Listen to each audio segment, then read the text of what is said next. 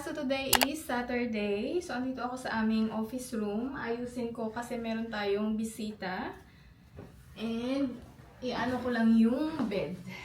Yung inflatable bed. Kasi hindi ko na kagabi. Madali lang naman po. Yep.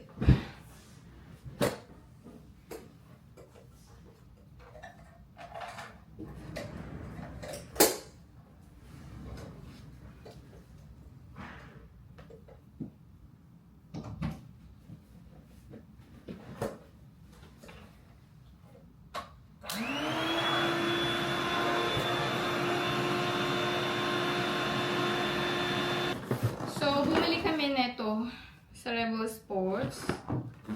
Ayan. Para dito sa bahay. Kasi minsan sa gym, pag pumupunta ako dun, ang daming tao. And nahihiya ako minsan. So, maganda pag meron kami ganito sa bahay. Anytime, pwede akong mag-try ng pull-ups o chin-ups. Ayan. Tawa si Max. Okay, so I need to set this up. So, mamaya na lang. Tiningnan ko lang naman kung ano yung laman.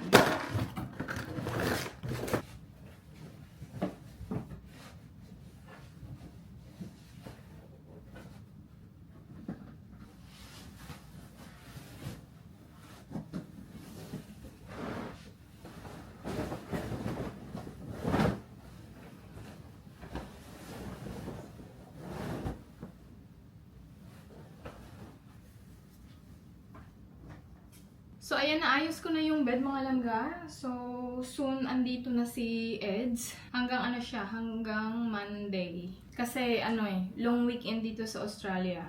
And Fringe. So, I'm sure pupunta kami ng Fringe. We'll see. Mamaya or bukas. Init. Parang hindi masyadong gumagana yung aircon namin.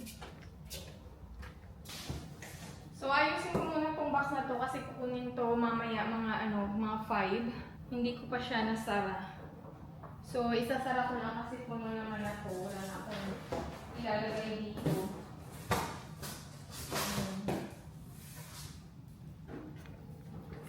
Good morning! So, today is Sunday. So, dito si Eds. Hi guys! Hanggang bukas siya dito. Yes. So, hindi na ako nakapag-vlog kahapon. Pumunta kami ng Fringe. Kumain lang naman kami ng dinner.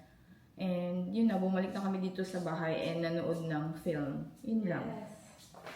So today, mag-gala-gala. Gala-gala ko talaga yun.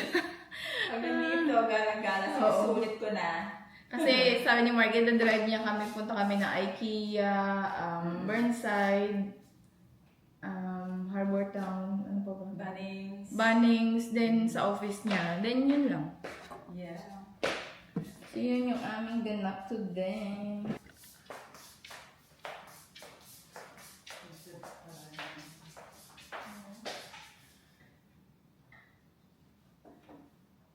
Hindi. Hindi mo na kailangan lumabas. Andito na. Andito na yung vitamin D.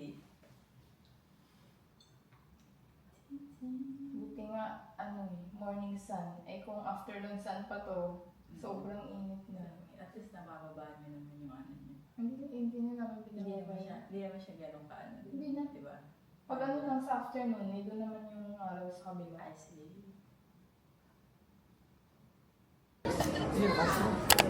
Thank you, Mark. Nana, wala pa rin.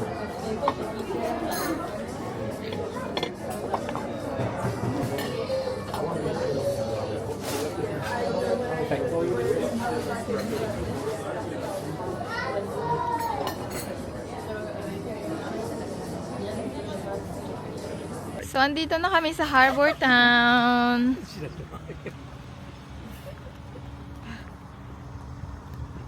No, that's not the entrance.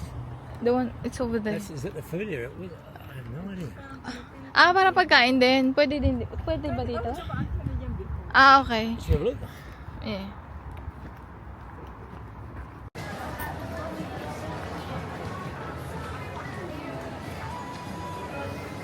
So, meron tayong bisita at mapapasubo ang aking cooking skills. Aray!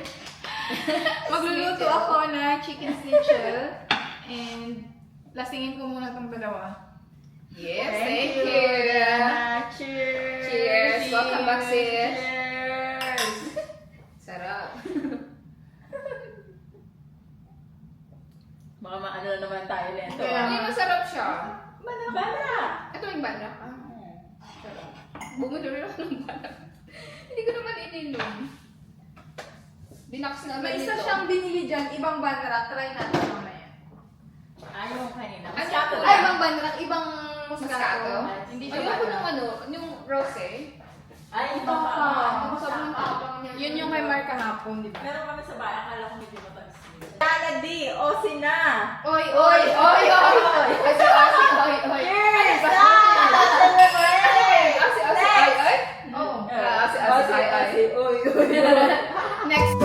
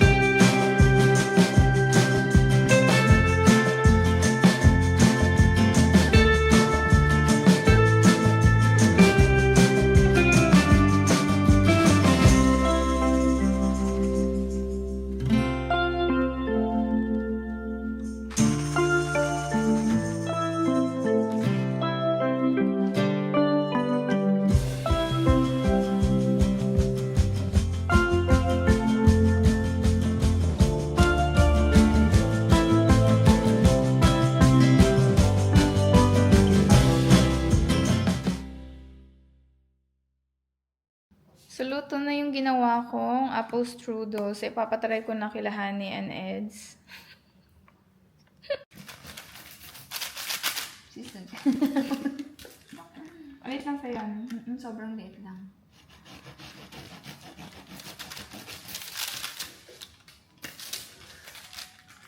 Sa'yo, Ed. Ayan, pwede na yan. Thank you. That's nice. That looks good. Ako na lang yan. Wow. That looks good, no? Para na-try ko siyang gawin kung sa halo. Hindi, nidalhin mo. Dala ko siya. Kasi Ano bawal ko, ka konti naman. na. Oo, bibigyan din si ko. So, ito pala yung nabili ko sa Harbor Town nung pumunta kami ni Eds. Hindi naman ako talaga nag-shopping doon. Yung pinunta ko lang talaga is Lorna Jane. Kasi wala na ako masyadong sports bra kasi pinadala ko din yung iba dun sa Pinas. So, bumili ako ng dalawa. Ito. Isang green. Kasi naka-sale din siya. Marami kasing pagpipilian talaga dun sa Harbor Town and naka-sale. Dito sa city, ano na, mga bagong style na. Pero eto, maganda siya. I like the green color. Hindi naman siya green. Ano siya? Mint. Mint green. So ano to? $55 ko siya nakuha. Dati siya 85. Oh, diba? Okay na. And then itong leopard. Ayan. Ang cute lang. Same price lang din naman. Maganda talaga mamili dun sa Harbor Town kasi marami talaga silang sale. Lalo na pag pag Christmas maganda mamili doon. And then ito, pumunta din kasi kami sa Nike. Ayan. Naka-sale din to. Half price. Naka-sale na siya, then naging ano pa, nag-half price pa siya. So, yan. Iinitan ako, sobra. And ito, saan ba to? Anong brand ba to? Rockwear. Ayan. Ano siya? Parang bodysuit. Ayan. So, pag nag-ano ako ng yoga, maganda to. And $20 na lang namin siya nabili. Bumili din si Eds eh. Akala ko nandyan si Mark. Lakas ng washing. Nag-washing kasi ako. So, yun lang naman yung binili ko doon sa Harbor Town. Ito lang. Kasi nung pumunta kami doon ni Honey, yung nakaraan, may binili din naman akong sapatos doon. So, hindi na ako nag-ano talaga. And then, kanina pumunta kami ni Mark sa Rebel Sports. Kasi bumili ako ng yoga blocks. Ito. Kasi yung akin dito, pinadala ko na sa Pinas. Kasi para may magamit din ako dun sa Pinas pag umuwi ako. So, bumili ako dito. Dito sa bahay, syempre. Ayan, dalawa. And then, yoga mat. Bumili na din ako ng bago kasi yung yoga mat ko dito na luma, dadalhin ko sa Pinas pag umuwi kami. So, ayan.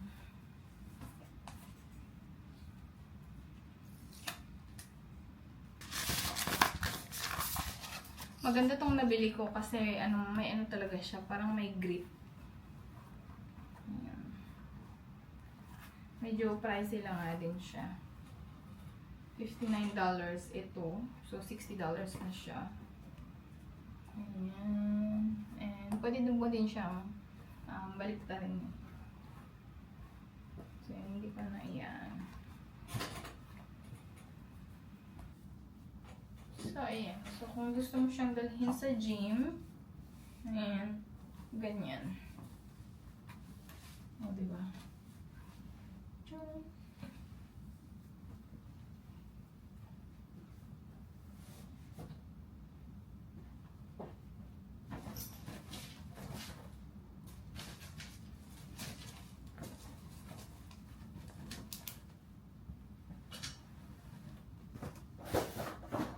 And assemble ko na din tong binili namin ni Mark na anong tawag dito, yung pang pull-ups. And na-try ko na din siya.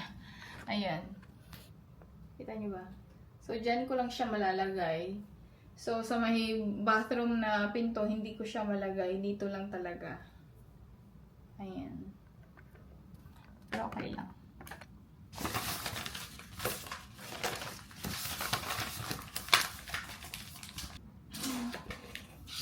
Grabe, napagod ako sa namin, sa gala din namin kahapon. So, anong oras na din uwi si Honey.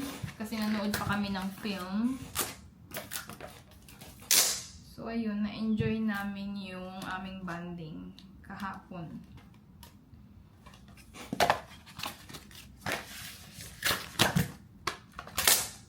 Kasi, kailan na naman kami magbabanding talaga. Siguro mga mga June.